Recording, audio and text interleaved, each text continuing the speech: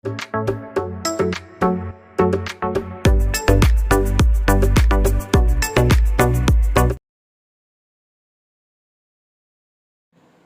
ഏവർക്കും study Nifty മലയാളത്തിന്റെ daily market ന്യൂസിലേക്ക് സ്വാഗതം. ഇന്ന് നവംബർ 14 വെള്ളിയാഴ്ചയാണ്. ഇന്നലെ തുടർച്ചയായിട്ടുള്ള 4ാമത്തെ സെഷനിലും നിഫ്റ്റിയും സെൻസെക്സും പോസിറ്റീവിലാണ് ക്ലോസ് ചെയ്യുന്നത്. മിഡ് ക്യാപ്പ് മാത്രമാണ് ഇന്നലെ ഇടിവ് രേഖപ്പെടുത്തിയത്.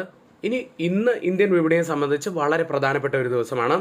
കാരണം ബീഹാർ ഇലക്ഷൻ റിസൾട്ട് പുറത്തു വരുന്നുണ്ട്. എക്സിറ്റ് പോളുകൾ NDAക്ക് ഒരു മുൻതൂക്കം നൽകിയത് കൊണ്ട് തന്നെ കഴിഞ്ഞ ദിവസങ്ങളിലൊക്കെ മാർക്കറ്റിൽ ഒരു റാലി നമ്മൾ കണ്ടതാണ്. ഏതായാലും ഇന്ന് രാവിലെ 8 മണി മുതൽ വോട്ടെണ്ണൽ ആരംഭിക്കും. ഏകദേശം ഒരു 9-10 മണിയോടുകൂടി തന്നെ കൃത്യമായിട്ടുള്ള ഒരു ട്രെൻഡ് നമുക്ക് മനസ്സിലാക്കാൻ കഴിയും. അതിൻ്റെ ഒരു പ്രതിഫലനം നമുക്ക് മാർക്കറ്റിലും കാണാൻ കഴിയുന്നുണ്ടായിരിക്കും. അപ്പോൾ ആ ട്രെൻഡ് അറിയുന്നവരെ നല്ലൊരു ഫ്ലക്ച്വേഷൻ മാർക്കറ്റിൽ ഉണ്ടാവാനുള്ള സാധ്യതകളുണ്ട്. ഇനി മറ്റ് ചില വാർത്തകളിലേക്ക്. US ഗവൺമെൻറ്റിൻ്റെ ഏറ്റവും ദൈർഘ്യമേറിയ ഷട്ട് ഡൗൺ, അതായത് ഏകദേശം 43 ദിവസം നീണ്ടുനിന്ന ഷട്ട് ഡൗൺ ഔദ്യോഗികമായി അവസാനിച്ചു കഴിഞ്ഞു. സർക്കാർ വീണ്ടും തുറക്കുന്നതിനായി പ്രസിഡന്റ് ഡൊണാൾഡ് ട്രംപ് ഓവൽ ഓഫീസിൽ ഒരു സ്പെൻഡിംഗ് ബില്ല് ഒപ്പുവെച്ചു. സ്പെൻഡിംഗ് ബില്ല് ഒപ്പുവെച്ചെങ്കിലും വലിയ ഇടിവിലാണ് ഇന്നലെ US മാർക്കറ്റുകൾ ക്ലോസ് ചെയ്തിട്ടുള്ളത്. ഇനി മറ്റൊരു വാർത്തയുള്ളത് സെബിയുമായി ബന്ധപ്പെട്ടതാണ്. സെബി പ്രീ IPO ലോക്കിംഗ് നിയമങ്ങൾ ലഘൂകരിക്കാൻ നിർദ്ദേശിക്കുന്നു. IPOയ്ക്ക് മുൻപ് പണയം വെച്ച ഓഹരികളുമായി ബന്ധപ്പെട്ട ദീർഘകാല പ്രശ്നങ്ങൾ പരിഹരിക്കുന്നതിന് നിലവിലുള്ള ഓഹരി ഉടമകൾക്ക് പ്രീ IPO ലോക്കിംഗ് നിയമങ്ങൾ ഇളവ് നൽകാൻ സെബി പദ്ധതിയിടുന്നു. ഈ മാറ്റങ്ങൾ നടപ്പിലാക്കുന്നതിനായി റെഗുലേറ്റർ 2018 ICDR നിയന്ത്രണങ്ങൾ ഭേദഗതി ചെയ്യാൻ ആഗ്രഹിക്കുന്നു. ഏതായാലും ഇത്തരത്തിലൊരു നീക്കം വരികയാണെങ്കിൽ IPO ലിസ്റ്റിംഗ് പ്രക്രിയ വേഗത്തിലാക്കുകയും ലളിതമാക്കുകയും ചെയ്യുമെന്നാണ് പ്രതീക്ഷിക്കുന്നത്. സെബി ഇതിലൂടെ റീറ്റെയിൽ പങ്കാളിത്തം വർദ്ധിപ്പിക്കുക എന്നത് തന്നെയാണ് ഉദ്ദേശിക്കുന്നത്. ഈ റീറ്റെയിൽ നിക്ഷേപകർക്ക് പലപ്പോഴും IPOയുമായി ബന്ധപ്പെട്ട കൃത്യമായിട്ടുള്ള വിവരങ്ങൾ ലഭിക്കാറില്ല. ഇതിൽ ഒരു ട്രാൻസ്പാരൻസി കൊണ്ടുവരിക എന്നത് തന്നെയാണ് സെബി ഉദ്ദേശിക്കുന്നത്. അടുത്തതായി M&Mമായി ബന്ധപ്പെട്ട ഒരു വാർത്തയാണ്. M&M Mahindra and Mahindra life insurance മേഖലയിലേക്ക് പ്രവേശിക്കുന്നു. മഹീന്ദ്ര ആൻഡ് മഹീന്ദ്ര കാനഡയിലെ മാനുലൈഫുമായി 50:50 സംയുക്ത സംരംഭത്തിലൂടെയാണ് ലൈഫ് ഇൻഷുറൻസ് ബിസിനസ്സിലേക്ക് പ്രവേശിക്കുന്നത്. ഈ സംയുക്ത സംരംഭം 7200 കോടി രൂപയുടെ മൂലധനമാണ് ഉദ്ദേശിക്കുന്നത്. അടുത്ത 10 വർഷത്തിനുള്ളിൽ സംയുക്ത സംരംഭത്തിന്റെ മൂലധനം 30,000 കോടിയിൽ എത്തുമെന്നാണ് പ്രതീക്ഷിക്കുന്നത്. $1.1 ട്രില്യൺ ആസ്തി മൂല്യവും 36 ദശലക്ഷം ഉപഭോക്താക്കളുമുള്ള ഒരു പ്രമുഖ കനേഡിയൻ ഇൻഷുറൻസ് മാനുലൈഫ് ഇതിനകം തന്നെ മ്യൂച്വൽ ഫണ്ട് ബിസിനസ്സിൽ M&Mമായി പങ്കാളിത്തത്തിലാണ്. 2 മുതൽ 3 മാസത്തിനുള്ളിൽ ഇൻഷുറൻസ് ലൈസൻസിന് അപേക്ഷിക്കാൻ M&M പദ്ധതിയിടുന്നു. പ്രവർത്തനങ്ങൾ 15 മുതൽ 18 മാസത്തിനുള്ളിൽ ആരംഭിക്കും. ഏതായാലും ലൈഫ് ഇൻഷുറൻസ് സെക്ടറിലേക്ക് M&M കടന്നു വരുന്നത് മറ്റ് ഇൻഷുറൻസ് മേഖലയിലുള്ള കമ്പനികളെ സംബന്ധിച്ച് നെഗറ്റീവായിട്ടുള്ള ഒരു വാർത്ത തന്നെയാണ്. ഇനി ഗ്ലോബൽ മാർക്കറ്റുകളുടെ ഇപ്പോഴത്തെ ഒരു സിറ്റുവേഷൻ നമുക്കൊന്ന് വിലയിരുത്താം. Nvidia പോലുള്ള വലിയ AI ഓഹരികൾ വൻതോതിൽ ഇടിയുകയുണ്ടായി. പണപ്പെരുപ്പം ഇപ്പോഴും ഒരു ആശങ്കയായി US നിലനിൽക്കുന്നു എന്നതിൻ്റെ സൂചനകൾ പുറത്തു വന്നതാണ് ഇപ്പോൾ ഇടിവിന് കാരണമായത്. US സമ്പദ് വ്യവസ്ഥ എത്രത്തോളം ശക്തമാണെന്ന് കേന്ദ്ര ബാങ്കർമാർ വിയോജിപ്പ് അറിയിച്ചതും നിക്ഷേപകർക്ക് ഇപ്പോൾ പലിശ നിരക്ക് കുറയ്ക്കും എന്നുള്ള പ്രതീക്ഷകൾ കുറഞ്ഞതും കൂടിയാണ് ഇന്നലെ ഇടിവിനുള്ള കാരണങ്ങളായത്. നിക്ഷേപകരെ ആശങ്കപ്പെടുത്തുകയും പ്രധാനപ്പെട്ട സാമ്പത്തിക ഡാറ്റ അപ്ഡേറ്റുകളെ തടസ്സപ്പെടുത്തുകയും ചെയ്ത 43 ദിവസത്തെ അടച്ചുപൂട്ടലിന് ശേഷം US സർക്കാർ വീണ്ടും ഇന്നലെ തുറന്നു. ഇന്നലെ ടെക് സ്റ്റോക്കുകൾ തന്നെയാണ് കൂടുതൽ ഇടിവുണ്ടാക്കിയത്. പ്രത്യേകിച്ച് Nvidia 3.6% ഇടിഞ്ഞപ്പോൾ ടെസ്ല ഏകദേശം 6.6% ഇടിഞ്ഞു. ബ്രോഡ്കോം 4.3% ഇടിവാണ് ഉണ്ടാക്കിയത്. S&P 500 1.66% ഇടിഞ്ഞു. Nasdaq 2.29% ഇടിഞ്ഞപ്പോൾ ഡൗ John's 1.65% ഇടിഞ്ഞത്. S&P 500ൽ 11 സെക്ടറുകളിൽ കൂടുതൽ ഇടിവുണ്ടാക്കിയത് കൺസ്യൂമർ ഡിസ്ക്രിഷണറി ആയിരുന്നു. 2.73% ഇടിഞ്ഞു. ഇൻഫർമേഷൻ ടെക്നോളജി IT സെക്ടർ 2.37% ഇടിഞ്ഞു. ഇനി US ലിസ്റ്റ് ചെയ്ത ഇന്ത്യൻ കമ്പനികളുടെ പ്രകടനം നോക്കുകയാണെങ്കിൽ ഇൻഫോസിസ് 0.76% ഇടിഞ്ഞു. വിപ്രോ ഒരു മ്യൂട്ടഡ് അവസ്ഥയിലാണ് ക്ലോസ് ചെയ്യുന്നത്. ബാങ്കിങ് സൈഡിൽ ICICI ബാങ്ക് 1.41% ഉയർന്നപ്പോൾ HDFC ബാങ്ക് 0.59% ഇടിഞ്ഞത്. ഡോക്ടർ റെഡ്ഡി ലബോറട്ടറീസ് 0.22% ഉയർന്നും ക്ലോസ് ചെയ്തു. ഇനി യൂറോപ്യൻ വിപണികൾ ഇന്നലെ മിക്സഡ് ആയിട്ടാണ് ക്ലോസ് ചെയ്യുന്നത്. UK മാർക്കറ്റ് FTSE 0.84% ഇടിഞ്ഞു. ജർമ്മൻ മാർക്കറ്റ് DAX 0.56% ഇടിഞ്ഞപ്പോൾ ഫ്രാൻസ് മാർക്കറ്റ് CAC 0.37% നേട്ടത്തിലാണ് ക്ലോസ് ചെയ്യുന്നത്. ഇപ്പോൾ ഓപ്പൺ ചെയ്തിരിക്കുന്ന ഏഷ്യൻ മാർക്കറ്റുകളിൽ ജപ്പാൻ മാർക്കറ്റ് നിക്കി 1.42% കനത്ത ഇടിവിൽ തന്നെയാണ്. കോസ്പി മാർക്കറ്റ് 2.36% ഇടിവിൽ ട്രേഡ് ചെയ്യുന്നു. ഇന്നലത്തെ ക്ലോസിംഗ് വെച്ച് നോക്കുകയാണെങ്കിൽ ഗിഫ്റ്റ് നിഫ്റ്റി ഇപ്പോൾ ട്രേഡ് ചെയ്യുന്നത് 25,841 എന്ന നിലയിലാണ്. ഇന്നലത്തെ ക്ലോസിംഗ് വെച്ച് നോക്കുകയാണെങ്കിൽ ഇപ്പോൾ സമയം 6 മണി കഴിഞ്ഞ് 30 മിനിറ്റാണ്. ഒരു 100 മുതൽ 110 പോയിന്റ്സിൻ്റെയൊക്കെ ഒരു വലിയ ഗ്യാപ് ഡൗൺ ഓപ്പണിങ്ങിനാണ് നിഫ്റ്റിയിൽ ഇന്ന് സാധ്യതയുള്ളത്. ഗോൾഡ് പ്രൈസുകളിലേക്ക് വരാം. ഇന്നലെ സ്പോട്ട് ഗോൾഡിൽ 1% ഇടിവാണ് കണ്ടത്. കേരളത്തിലെ ഗോൾഡ് പ്രൈസ് ഇന്നലെ പവന് 94,320 രൂപയായിരുന്നു. ക്രിപ്റ്റോ കറൻസിയിലേക്ക് വന്നാൽ ബിറ്റ് കോയിനിൽ ഇന്നും ഒരു ഇടിവാണ് കാണുന്നത്. പ്രത്യേകിച്ച് വലിയ ഇടിവുള്ളത് എത്തറിലാണ്. ഏകദേശം 7% ഇടിവിലാണ് ഇപ്പോൾ ട്രേഡ് ചെയ്യുന്നത്. ബിറ്റ് കോയിനിൽ ഏകദേശം 3% ഇടിവിലാണ്. കൂടാതെ $1,00,000 താഴെയായിട്ടാണ് ഇപ്പോൾ ട്രേഡ് ചെയ്യുന്നത്. $98,800 ഇപ്പോൾ ഉള്ളത്. ക്രിപ്റ്റോ കറൻസികൾ വലിയ പ്രഷറിലാണ് ഇപ്പോൾ ട്രേഡ് ചെയ്യുന്നത് എന്ന് തന്നെയാണ് ഇത് കാണിക്കുന്നത്. ഓയിൽ പ്രൈസുകളിലേക്ക് വന്നാൽ കഴിഞ്ഞ ദിവസത്തെ വലിയ ഇടിവിന് ശേഷം ചെറിയൊരു റിക്കവറി നമുക്ക് ഇന്നലെ കാണാൻ കഴിഞ്ഞിട്ടുണ്ട്. ഇപ്പോൾ ട്രേഡിംഗ് ആരംഭിച്ചിരിക്കുന്ന US ഫ്യൂച്ചേഴ്സ് പോസിറ്റീവിലാണ്. മറ്റൊരു കാര്യം പറയാനുള്ളത്, ആർക്കെങ്കിലും നമ്മുടെ പെയ്ഡ് എഡ്യൂക്കേഷൻ ടെലഗ്രാം ചാനലിൽ ജോയിൻ ചെയ്യാൻ താല്പര്യമുണ്ടെങ്കിൽ ഇപ്പോഴിത് 55% ഡിസ്കൗണ്ടോട് കൂടി വെറും 1,299 രൂപയ്ക്ക് 3 മാസത്തേക്ക് നിങ്ങൾക്ക് ജോയിൻ ചെയ്യാൻ കഴിയുന്ന നല്ലൊരു അവസരം ഇപ്പോഴുണ്ട്. താല്പര്യമുള്ളവർക്ക് ഇപ്പോൾ തന്നെ തൊട്ട് മുകളിൽ കൊടുത്തിരിക്കുന്ന വാട്സാപ്പ് നമ്പറിൽ ഒന്ന് മെസ്സേജ് അയച്ച് ജോയിൻ ചെയ്യാവുന്നതാണ്. ഇനി ഇന്നലെ പുറത്തു വന്ന പ്രധാനപ്പെട്ട കമ്പനികളുടെ റിസൾട്ടുകളിലേക്കാണ്.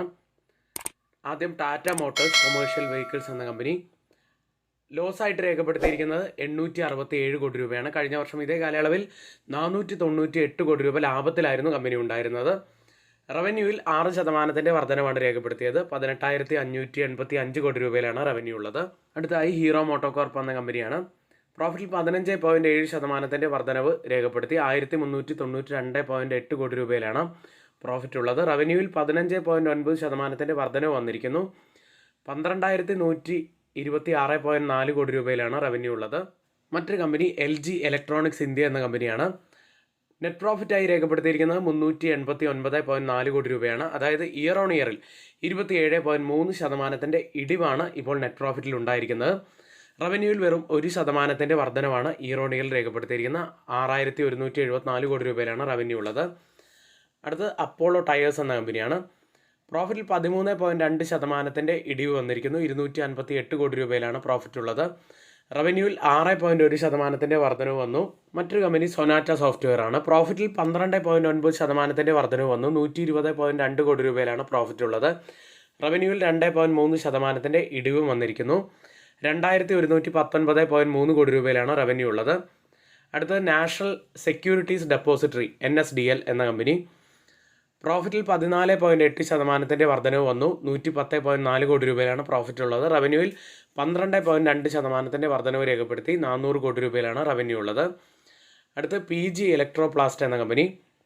പ്രോഫിറ്റിൽ വലിയ തോതിലുള്ള ഒരു ഇടിവാണ് വന്നിരിക്കുന്നത്. 85.7 കോടി രൂപ 7% ഇടിവാണ് വന്നിരിക്കുന്നത്. 2.8 കോടി രൂപയിലാണ് പ്രോഫിറ്റ് ഉള്ളത്. റവന്യൂവിൽ 2.4% ഇടിവ് രേഖപ്പെടുത്തി. അടുത്തത് മികച്ച റിസൾട്ട് രേഖപ്പെടുത്തിയ മറ്റൊരു കമ്പനി ഭാരത് ഡൈനാമിക്സ് ആണ്. പ്രോഫിറ്റിൽ 76.2% വർധനവ് വന്നപ്പോൾ 215.9 കോടി രൂപയിലാണ് പ്രോഫിറ്റ് ഉള്ളത്. റവന്യൂവിൽ 110.6% വലിയൊരു വർധനവ് വന്നു. 1,147 കോടി രൂപയിലാണ് റവന്യൂ ഉള്ളത്. ഇന്ന് ഭാരത് ഡൈനാമിക്സ് BDL ഫോക്കസിൽ ഉണ്ടാവും എന്ന കാര്യത്തിൽ ഒരു തർക്കവുമില്ല. ഓർക്ല ഇന്ത്യ എന്ന കമ്പനിയാണ് മറ്റൊരു കമ്പനി. പ്രോഫിറ്റിൽ 7.3% ഇടിവും റവന്യൂവിൽ 4.9% വർധനവും വന്നു. അടുത്തത് ജൂബിലൻറ്റ് ഫുഡ് വർക്ക്സ്. നെറ്റ് പ്രോഫിറ്റിൽ 190.5% വലിയൊരു വർധനവ് വന്നിരിക്കുന്നു. റവന്യൂവിൽ 19.7% വർധനവ് വന്നു. 2,340.2 കോടി രൂപയിലാണ് റവന്യൂ ഉള്ളത്. മികച്ച റിസൾട്ടാണ്. സ്റ്റോക്കും ഇന്ന് ഫോക്കസിലുണ്ടാവും. വിശാൽ മെഗാമാർട്ട് എന്ന കമ്പനിയാണ് മറ്റൊന്ന്. പ്രോഫിറ്റിൽ 46.5% വർധനവും റവന്യൂവിൽ 22.4% വർധനവും രേഖപ്പെടുത്തി. അടുത്തത് മുത്തൂറ്റ് ഫിനാൻസ് ആണ്. നെറ്റ് പ്രോഫിറ്റിൽ 87.4%, റവന്യൂവിൽ 58.5% വലിയ വർധനമാണ് ഇപ്പോൾ വന്നിരിക്കുന്നത്. ഇന്ന് റിസൾട്ട് വരുന്ന പ്രധാനപ്പെട്ട കമ്പനികൾ Tata Motors passenger vehicles, Siemens, Oil India, Glenmark Pharmaceuticals, Brainbees Solutions, Marico, Natco Pharma, Allcargo Logistics, Ashoka Buildcon, Carraro India, Engineers India, Exide Industries, Gujarat Minerals Development Corporation, Godavari Power, Inox Wind, Max Health Care Institute, Narayana Hrudayalaya, Pace Digitek, Rashtriya Chemicals and Fertilizers, Sun TV Network, Utkarsh Small Finance Bank തുടങ്ങിയവയാണ്.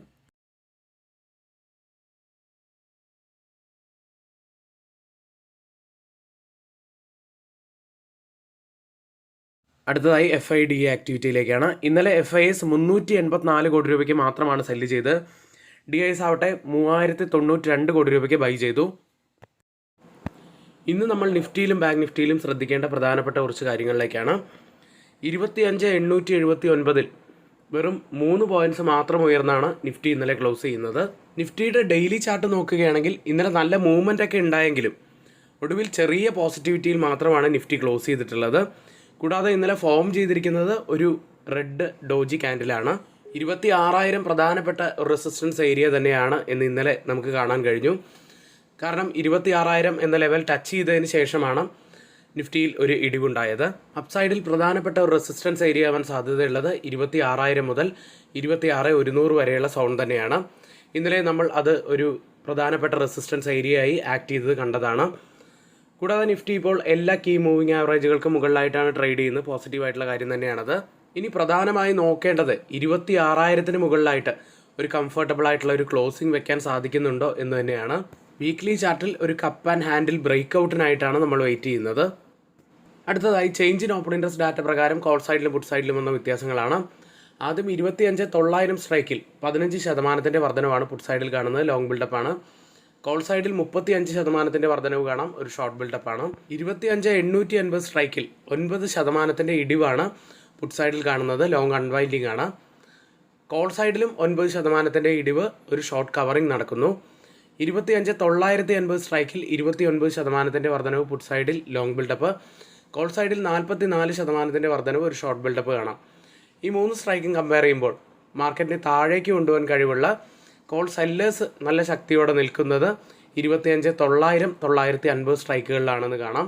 അടുത്തതായി open interest data പ്രകാരം resistance ആവാൻ സാധ്യതയുള്ളത് 26,000ഉം support ആവാൻ സാധ്യതയുള്ളത് 25,800ഉമാണ്. Bank നിഫ്റ്റിയിലേക്ക് 58,382 107 പോയിന്റ്സ് ഉയർന്നാണ് ബാങ്ക് നിഫ്റ്റി ക്ലോസ് ചെയ്യുന്നത്. പുതിയ ഓൾ ടൈം ഹൈ ആയിട്ടുള്ള 58,616 ഇന്നലെ ടച്ച് ചെയ്തിരുന്നു.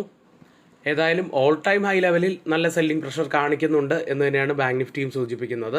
58,500 മുതൽ 58,600 വരെയുള്ളത് പ്രധാനപ്പെട്ട ഒരു റെസിസ്റ്റൻസ് ഏരിയയാണ്. 58,600 മുകളിലായിട്ട് ഒരു ക്ലോസിംഗ് വെക്കുകയാണെങ്കിൽ 59,000 വരെ പോകാനുള്ള സാധ്യതകളുണ്ട്. ഇനി ഡൗൺ സൈഡിൽ പ്രധാനപ്പെട്ട ഒരു സപ്പോർട്ട് ആവാൻ സാധ്യതയുള്ളത് 57,900 മുതൽ 57,800 വരെയുള്ള സോണുമാണ്. ബാങ്ക് നിഫ്റ്റിയിൽ ഒരു റെസിസ്റ്റൻസ് ആവാൻ സാധ്യതയുള്ളത് 58,500ഉം സപ്പോർട്ട് ആവാൻ സാധ്യതയുള്ളത് 58,000ഉമാണ്. ഇന്ന് നമ്മൾ നിഫ്റ്റിയിലും ബാങ്ക് നിഫ്റ്റിയിലും ശ്രദ്ധിക്കേണ്ട പ്രധാനപ്പെട്ട കുറച്ച് കാര്യങ്ങളാണ് ഇവിടെ പറഞ്ഞത്. ഇനി ആർക്കെങ്കിലും പുതിയൊരു ഡിമാറ്റ് അക്കൗണ്ട് ഓപ്പൺ ചെയ്യണമെന്നുണ്ടെങ്കിൽ ലിങ്ക് നമ്മൾ ഡിസ്ക്രിപ്ഷൻ ബോക്സിലാണ് നൽകിയിരിക്കുന്നത്. ഇന്നിവിടെ നമ്മൾ പറഞ്ഞ എല്ലാ കാര്യങ്ങളും ഏറ്റവും ഓതറൈസ്ഡ് ആയിട്ടുള്ള സൈറ്റുകളായ Moneycontrol, Mint, Reuters, CNBC, Financial Express തുടങ്ങിയ മാധ്യമങ്ങളിൽ നിന്നാണ് എടുത്തിരിക്കുന്നത്. മറ്റുള്ളവയെല്ലാം നമ്മുടെ വ്യൂസ് മാത്രമാണ്. ഒരിക്കലും റെക്കമെൻഡേഷൻ അല്ല, നിങ്ങളുടെ എഡ്യൂക്കേഷൻ പർപ്പസിന് വേണ്ടി മാത്രമാണ് ഷെയർ ചെയ്യുന്നത്. എങ്കിൽ ഇന്നത്തെ ഈ വീഡിയോ ഇവിടെ പൂർത്തിയാവുന്നു. ഏവർക്കും നന്ദി.